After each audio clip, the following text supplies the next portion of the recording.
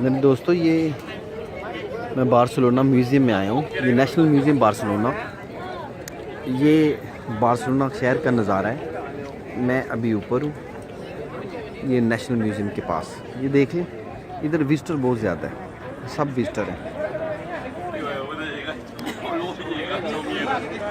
Total visitors. ये ऊपर जो है ये नेशनल म्यूज़ियम है। अभी इधर रात के 8 बज चुके हैं, ये 5 बजे बंद हो जाता है। इधर रात के 9 बजे सूरज गुरूब होता है।